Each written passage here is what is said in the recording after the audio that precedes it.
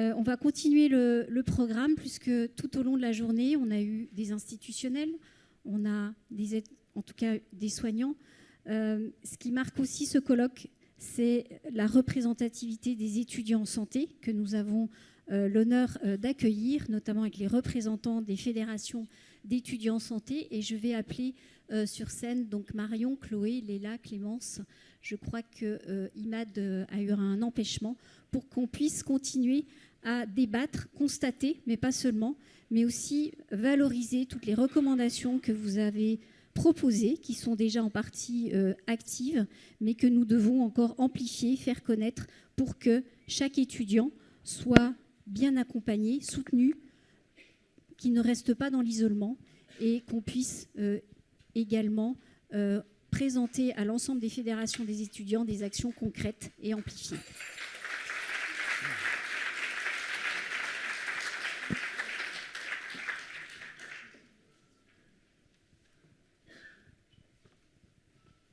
Alors avant de leur donner la parole, un petit mot d'introduction. Ils sont près de 350 000 en France, notamment futurs médecins, pharmaciens, infirmiers, chirurgiens dentistes, kinés, sages-femmes, podologues, orthoptistes, orthophonistes. Je n'oublie pas évidemment tous les étudiants dans le médico-social, tous les étudiants en fait qui s'apprêtent à faire le métier de professionnel de la santé, qui est un métier effectivement qui prend soin de l'autre. Ils représentent l'avenir de notre système de santé. On va retenir qu'il faut de l'énergie et pour nous, c'est aussi la colonne vertébrale du futur système de soins.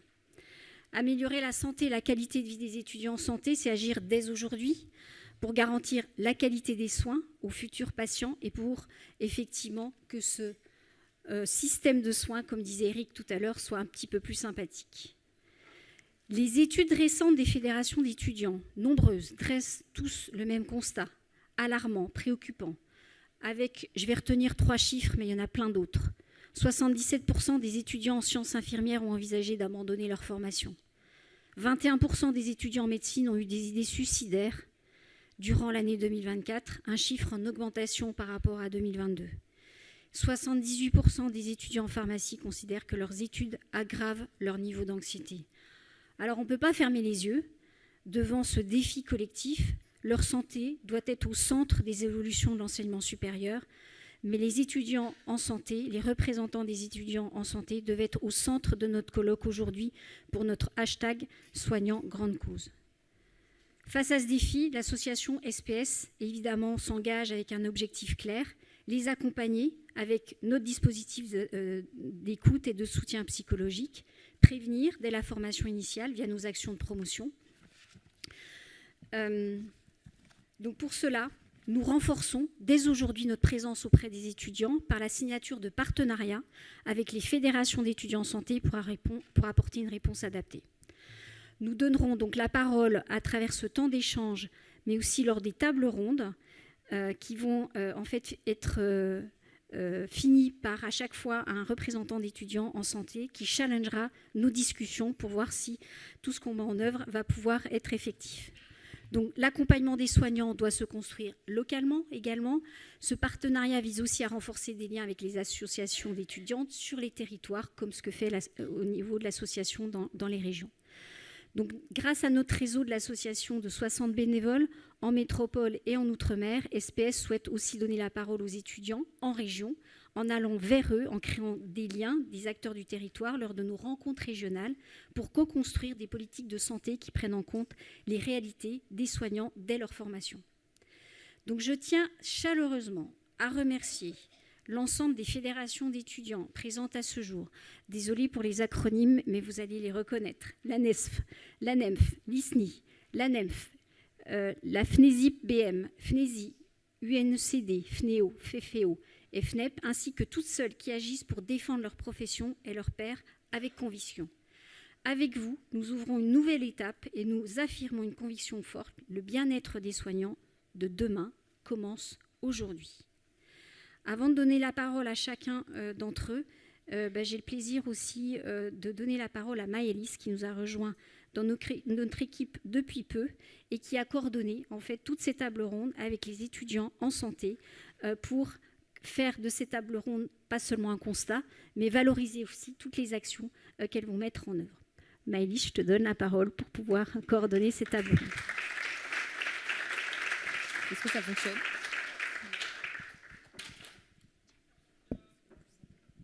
Bonjour à tous. Merci Catherine pour ces propos introductifs. Et maintenant, je vous propose chacune, Marion, Chloé, Leïla et puis Clémence, de prendre la parole justement sur les actions que vous menez en faveur de la santé des étudiants de vos filières respectives, et puis aussi de vous prononcer sur les attentes que vous avez ici devant le public sur la santé des soignants en tant que futurs professionnels de santé. Marion, je te propose de commencer pour la NEMF. Merci beaucoup. Bonjour à toutes et à tous. Donc, je me présente, je m'appelle Marion Darros-Poli, je suis présidente de la NEMF et également étudiante en médecine à la faculté d'Amiens, en césure cette année pour le mandat qui s'annonce chargé. Je tiens vraiment à vous remercier pour cette invitation. Ça touche au cœur même de nos préoccupations en tant qu'associatif, mais aussi et surtout en tant qu'étudiant. Donc ça nous paraissait vraiment important d'être présent aujourd'hui. Vous l'avez un petit peu fait en discours d'ouverture, mais ça me paraît essentiel de rappeler la réalité aujourd'hui qui touche les étudiants au niveau de la santé, qui est assez désastreuse, on ne va pas se mentir. Au niveau de la santé mentale, vous l'avez dit, un étudiant sur 5 a déjà songé au suicide, ce qui nous paraît vraiment énorme. On a énormément aussi de syndrome anxieux, ce qui est vraiment désolant.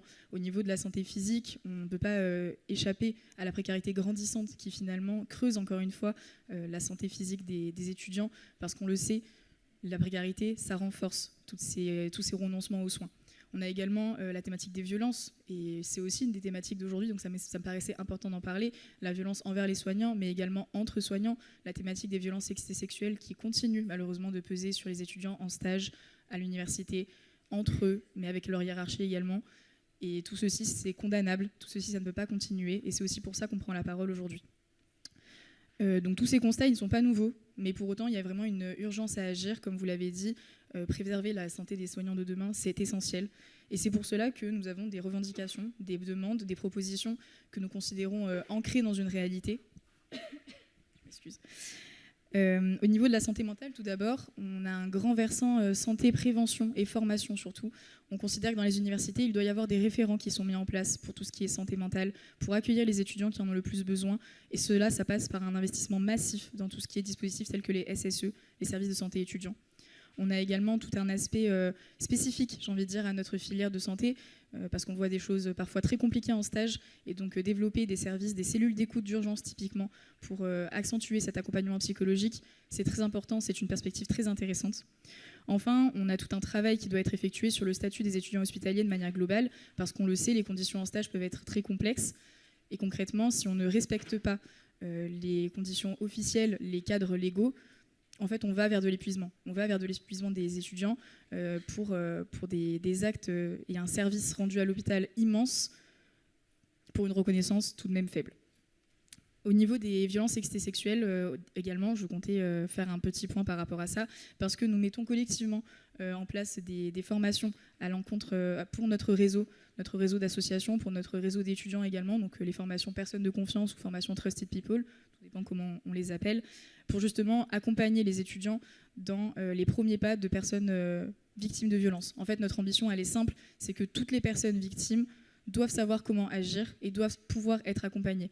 On a vraiment l'ambition que personne soit indifférent finalement et tout le monde sache agir face à une violence, que ce soit un enseignant, que ce soit un soignant, que ce soit un étudiant, un hospitalier, un universitaire, tout le monde doit savoir accompagner une personne victime de violence. Mais tout ceci, ça n'est possible également que si on a une tolérance zéro envers toutes ces violences-là. En fait, tous les signalements doivent donner lieu à des enquêtes, l'omerta, ça doit cesser, et je pense qu'on est tous d'accord pour dire ça ici. Et en fait, ça ne peut passer que par une tolérance zéro et des enquêtes ouvertes systématiquement et une protection des victimes qui nous paraît à nos yeux essentielle. Enfin, j'en ai parlé un petit peu en introduction, mais la santé physique, ça passe également par une précarité grandissante, donc une santé qui se dégrade. On a un renoncement aux soins qui est important et ça paraît paradoxal pourtant pour des étudiants en santé, pour des soignants de demain. Mais pour autant, on considère que notre statut, il est vraiment précaire. La revalorisation des indemnités de stage, c'est une réalité et on en a besoin pour se soigner parce qu'avec 219 € par mois, je vous mets au défi de trouver des consultations abordables et un suivi régulier pour tous ceux qui sont en pathologie chronique par exemple. Également, le maintien des bourses sur la période estivale où nous continuons à avoir nos stages, ça permettrait de pouvoir se soigner en période estivale. Ça paraît être le strict minimum. Pour autant, aujourd'hui, on se rend compte que les étudiants peuvent faire le choix parfois entre se soigner et étudier. Et ça ne nous paraît pas normal. Donc concrètement, aujourd'hui, ces actions, elles peuvent paraître un petit peu déconnectées parce qu'elles sont ambitieuses, mais pour autant, ce sont des conditions minimales, à mon sens, pour justement avoir des soignants éduqués, informés et qui savent prendre soin des autres parce qu'ils ont pris soin d'eux initialement. C'est juste nécessaire. On donne l'alerte depuis longtemps. On espère aujourd'hui qu'on pourra être entendu et c'est notamment grâce à ces initiatives qu'on espère l'être davantage auprès des interlocuteurs et des personnes qui prennent les décisions.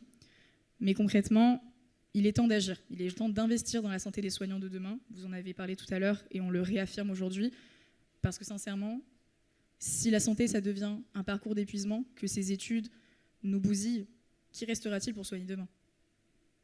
Vraiment, c'est une question à se poser. Je vous remercie pour votre écoute.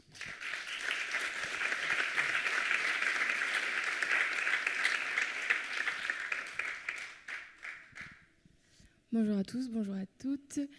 Merci pour cette invitation surtout. On est très content en tant qu'étudiant en orthopsie d'être représenté aussi aujourd'hui parce qu'on est régulièrement oublié. Je pense que tout le monde ne connaît pas aussi peut-être l'orthopsie.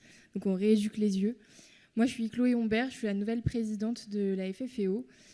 Actuellement je viens tout juste d'être diplômée de juin, donc ça y est je commence à travailler aussi. Donc ça y est je suis dans le dur de la vie. Et je me rends compte aussi de comment ça se passe face aux patients. Nous, en tant qu'orthoptistes, on peut voir des nourrissons comme des personnes très âgées. On se rend compte qu'en fait, par exemple, en basse vision, on a des patients qui sont mal, qui sont en deuil de vie. Ils se posent des questions. Comment est-ce que je vais faire pour continuer à vivre avec une vision qui est en train de dépérir ? Et je pense que par rapport à nos cours, on n'est pas assez pris en charge aussi sur ce support moral qu'on a. On a des cours de psychologie, mais globalement, c'est en première année et c'est des cours qu'on a en commun avec les orthophonistes. Et ils ne sont pas du tout adaptés en fait, par rapport à notre réalité de consultation. Aujourd'hui, on a quand même une santé mentale des étudiants en orthopsie qui est un enjeu majeur. Je pense que globalement, c'est ce qu'on va dire toute la journée, mais c'est la vérité. D'après nos enquêtes annuelles sur la santé mentale, on note que leur quotidien est marqué par une formation qui demande beaucoup de temps, parfois beaucoup de sacrifices, qui sont quand même importants. Des stages, quelquefois mal encadrés, une précarité qui fragilise leur équilibre. Précarité, que ça soit morale, mais précarité aussi financière, qui est un enjeu assez majeur de leurs études. Ces stages génèrent du stress, de la fatigue, un sentiment d'isolement, et sans accompagnement, sans que ça soit écouté. Lors de notre dernière enquête, on a 79% des étudiants et étudiantes qui déclarent leurs études comme une source de stress. C'est un chiffre qui est assez important sur une enquête qu'on fait annuellement. 79%, ça nous alerte. On se demande pourquoi il y a autant de stress dans ces études. Les études, c'est quand même une grande période de découverte qui est censée être assez agréable à vivre, mais il y a quand même 79% de stress.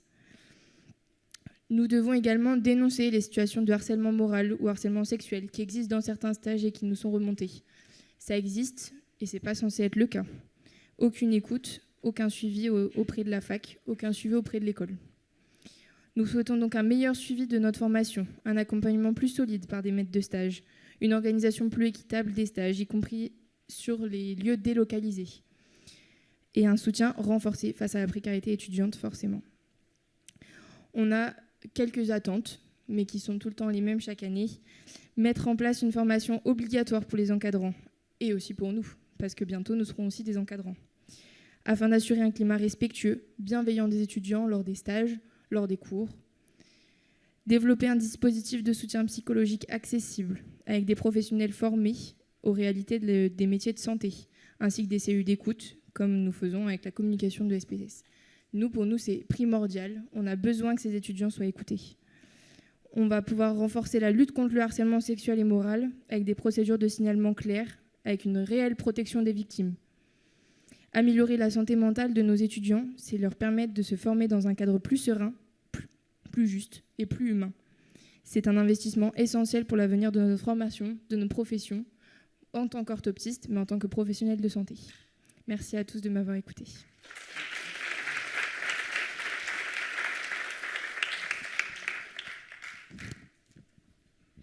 Bonjour à toutes et à tous. Merci pour cette intervention, Maëlys. C'est très chouette qu'en tant qu'ANESF, on puisse intervenir. Donc je me présente, je suis Leïla, porte-parole de l'ANESF, l'Association nationale des étudiants et étudiantes sages-femmes et étudiantes sages-femmes à Nantes. On a une césure également comme Marion cette année. La santé mentale, c'est un sujet qui est très important, qui nous concerne tous et toutes et qui concerne que ce soit les étudiants ou les professionnels de santé actuels et tout le monde.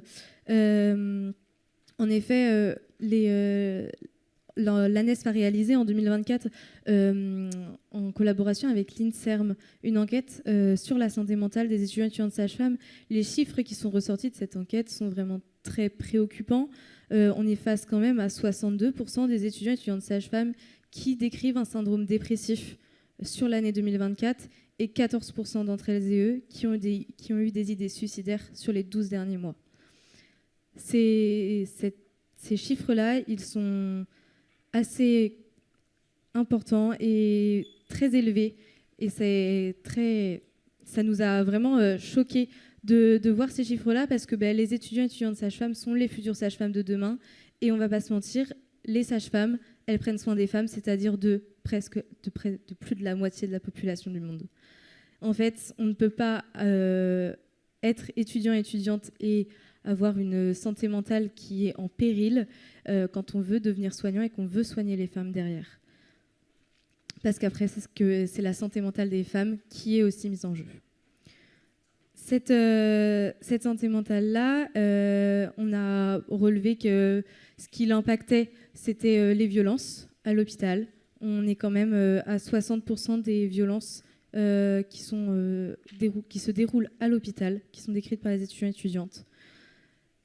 On est face aussi à une précarité étudiante. Je reprendrai également ce qu'a dit Marion et ce qu'a dit Chloé avant.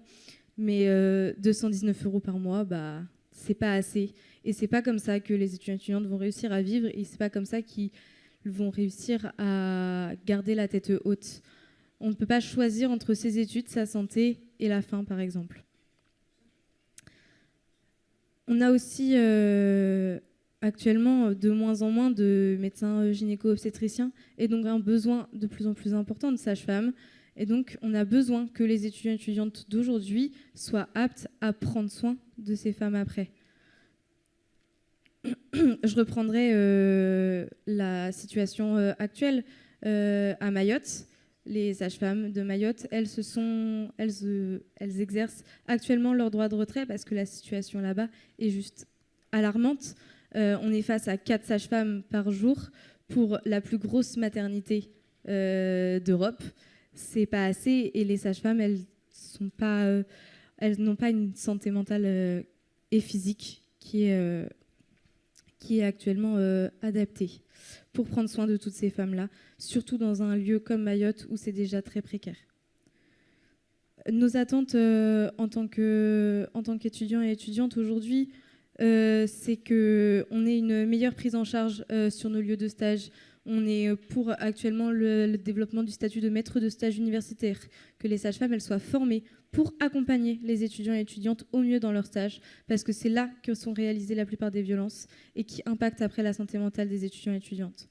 On demande également à ce qu'on ait une meilleure sensibilisation directement auprès des étudiants et étudiantes du service de santé étudiant, parce que les écoles de sages-femmes, on ne va pas se mentir, elles sont légèrement mises sur le côté et un peu oubliées par les universités.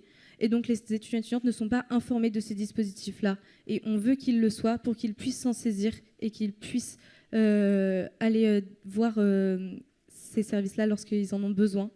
Et c'est aussi pour ça qu'on est présent aujourd'hui à ce colloque, parce que la ligne d'écoute qu'ils mettent à disposition, elle peut être très importante aussi pour les étudiants et étudiantes. Et nous, même en tant qu'ANESF, c'est quelque chose qu'on développe. On a une ligne d'écoute actuellement pour pouvoir répondre 24 heures sur 24 et 7 jours sur 7 à nos étudiants et étudiantes qui en ressentent le besoin. Mais c'est toujours bien d'avoir des professionnels qui peuvent répondre en face, parce que des étudiants qui répondent à des étudiants, c'est pas souvent le plus adapté, mais pour l'instant, c'est la seule solution qu'on a trouvée.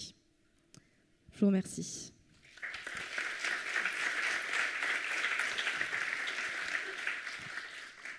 Bonjour à tous. Donc déjà, merci beaucoup pour l'invitation au colloque. Merci également de nous donner l'opportunité de s'exprimer sur ce temps de parole. Et on est également très heureux de pouvoir signer la convention en fin de journée pour parler de la santé des soignants. Donc, je m'appelle Clémence Mignot, je suis la coprésidente de la Fédération nationale des syndicats d'internes en pharmacie et en biologie médicale. Si on vous donne un petit peu de contexte, l'interne en pharmacie et en biologie médicale, il a fait 5 ans d'études en pharmacie ou en médecine avant de passer le concours de l'internat et donc de s'engager pour 4 ans d'internat minimum. Je dis minimum parce que suivant ce qu'il voudra faire plus tard, il peut rajouter des formations transversales, des années recherche et donc rallonger encore son parcours. C'est un parcours qui est long, qui est éprouvant. L'interne, il a passé 2 concours, 9 ans d'études pour obtenir son DES, son diplôme d'études spécialisées, et enfin pouvoir exercer le métier qu'il souhaite au service des patients. Pendant ces 4 ans d'internat, l'interne, il a un statut aussi qui est très particulier. C'est un professionnel en formation. Donc il est à la fois étudiant, il est inscrit à la fac, il a des cours, mais il est également en stage et rémunéré pour ses activités. Ça veut aussi dire qu'au quotidien, il va concilier ses journées de stage, ses cours, ses révisions et ses partiels dans une journée de 24 heures. Maintenant qu'on a posé le cadre du quotidien de l'interne, pour ce qui est de la santé de nos internes, et plus particulièrement de la santé mentale, à la FNSIPBM, on s'est saisi du sujet puisqu'on est en train de rédiger un questionnaire donc, qui a déjà été fait, et très bien fait d'ailleurs, par d'autres associations étudiantes ou syndicats. Mais encore une fois, l'interne et son statut particulier méritent aussi que l'on adapte les questions aux réalités de son quotidien. Donc ce questionnaire, il est en cours de rédaction. Il a été fait avec des psychiatres et dès qu'on aura les données, on pourra aussi les partager et en discuter. Pour autant, on a quand même beaucoup de retours dès à présent de nos adhérents. Ce qu'on observe déjà, c'est qu'on a de plus en plus d'internes, et ce qui est le cas aussi pour d'autres filières, qui pensent à se réorienter avant même la fin de leurs études et donc arrêter l'internat et leur cursus. Actuellement, la situation de la pharmacie hospitalière et de la biologie médicale, elle est complexe. La première chose qui revient des sollicitations et des échos de nos adhérents sur qu'est-ce qui pourrait jouer sur leur santé mentale, justement. La première, c'est donc la question du temps de travail. Sur ce point, on travaille déjà depuis plusieurs années donc à la FNSIPBM avec l'ISNI et l'ISNAR sur cette question pour faire avancer les choses dans le bon sens. Elles avancent, ça prend du temps, mais en tout cas, elles avancent dans le bon sens. La deuxième chose, c'est l'avenir. L'avenir de nos activités et plus largement de nos professions que nous construisons donc pendant nos 9 années d'études. Et en particulier la valorisation de toutes ces années et de ce cursus. On a d'un côté donc, pour les internes que nous représentons, les futurs biologistes médicaux. On évoque les nouvelles missions du biologiste, dont on parle déjà finalement depuis un moment et avec lesquelles la fédération travaille notamment avec les syndicats seniors, mais qui mettent du temps à se mettre en place. Et pour certaines de ces missions, les ressources réglementaires pour les exercer sereinement ne sont pas encore sorties. Parmi ces missions, on a par exemple la vaccination. Ça, c'est en bonne voie. Mais on a également d'autres missions qui pourraient valoriser toutes les connaissances et les compétences que nos internes vont acquérir pendant l'internat. Un interne qui va passer en microbiologie, qui pourra faire de la bactériologie, de la virologie. Est-ce qu'il ne pourrait pas, par exemple, prescrire, dans un cadre particulier, les médicaments, les antibiotiques de la bactérie qu'il vient lui-même d'identifier finalement? Le biologiste médical n'est pas que dans son laboratoire à observer des données, mais il a aussi tout un rôle de conseil qu'il apprend, encore une fois, pendant ces 4 ans d'internat. Et on a aussi la montée de l'intelligence artificielle pour lesquelles ce serait intéressant de l'intégrer dans la formation initiale de nos futurs biologistes médicaux pour pouvoir justement monter en compétences et pouvoir travailler dans nos laboratoires avec cette IA. De l'autre côté, on a les futurs pharmaciens hospitaliers. Depuis 2016, un décret a cadré l'exercice en pharmacie à usage intérieur, donc PUI. Seuls les titulaires du DES de pharmacie hospitalière peuvent exercer dans des pharmacies d'EHPAD, d'hôpitaux, donc plus largement d'établissements sanitaires ou médico-sociaux. Cette exclusivité, elle est évidente, parce qu'un pharmacien qui travaille à l'hôpital, en officine ou en industrie, factuellement, n'aura ni les mêmes missions, ni les mêmes tâches. Les circuits entre la ville et l'hôpital sont foncièrement différents. L'achat des médicaments, leur approvisionnement, la gestion des marchés publics, par exemple. Certains médicaments sont dits de réserve hospitalière, donc disponibles uniquement à l'hôpital. Et même si les patients ne sont plus hospitalisés, certains traitements sont à venir chercher aux rétrocessions, et donc dans les PUI. Alors, tout ça, finalement, ça s'apprend. Effectivement, ça prend donc 4 ans et 8 stages, et c'est l'objet de l'internat de pharmacie. Et si on enlève la nécessité de ce DES, finalement, c'est remettre en question tout ce qu'on apprend pendant ces 4 ans. Ces internes qui se travaillent dur, qui se rajoutent des années d'études, parfois et souvent, très souvent, au détriment de leur santé justement, finissent par se demander pourquoi on fait tout ça, pourquoi on s'acharne à se rajouter des années, à finalement rajouter des connaissances et des compétences pour l'excellence de la qualité de la prise en charge et des soins de nos patients. Et c'est ça finalement qui mine le plus actuellement la santé de nos internes en pharmacie.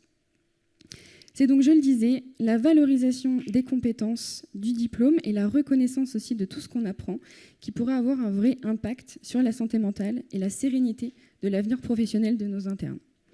En conclusion, à la FNSIPBM, nous représentons donc les internes de pharmacie hospitalière et de biologie médicale. Et en ce sens, nous serions vraiment heureux de continuer à travailler avec vous tous, alors avec SPS pour la Convention, mais aussi également avec le gouvernement sur tous ces sujets pour la promotion de la santé mentale de nos internes. Et je vous remercie pour votre écoute.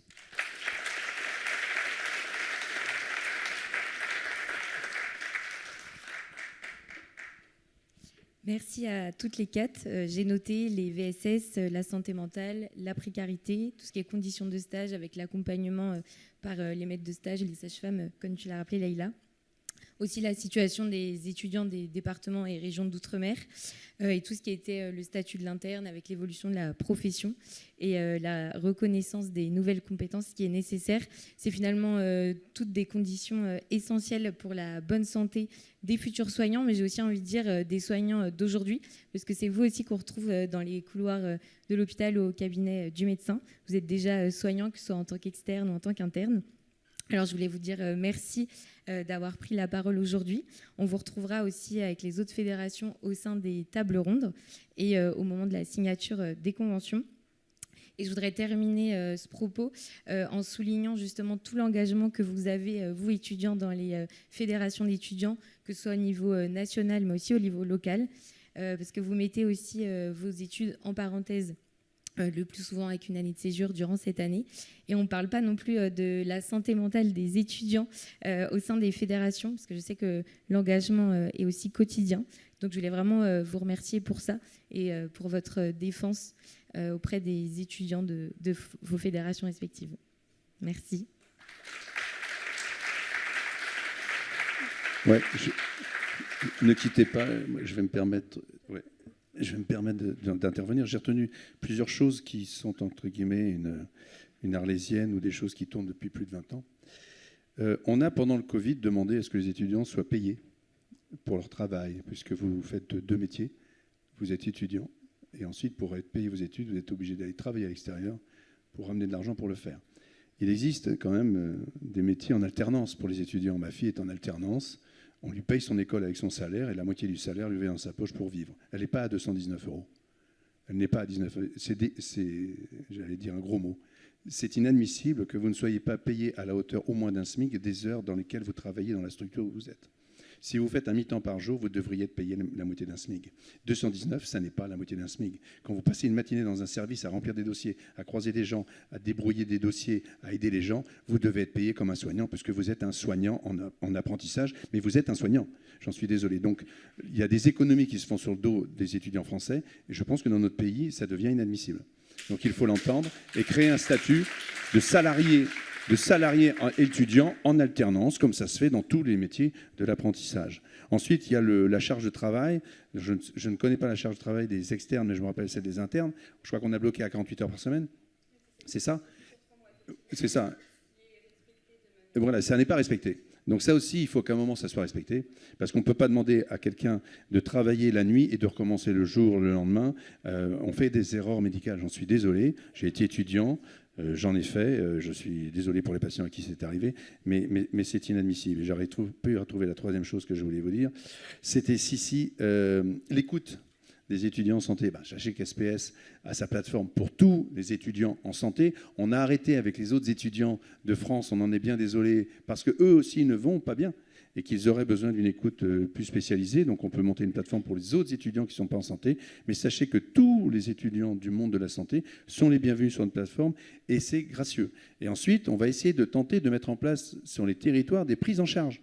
C'est-à-dire, grâce au CPTS et grâce à SPS, de créer dans les CPTS des cellules de prise en charge psychiatrique pour tous les soignants, Mais vous êtes des soignants et vous devrez vous adresser à votre CPTS ou à votre médecin pour qu'il vous trouve dans sa CPTS un psychologue, mon soutien psy, un généraliste formé à votre écoute pour qu'on puisse vous aider dans vos démarches, même administratives, même à déposer une plainte si nécessaire, parce qu'on en écoute, je peux vous dire, de belles, et on a un peu honte de voir que des soignants. Encore hier soir, j'ai une étudiante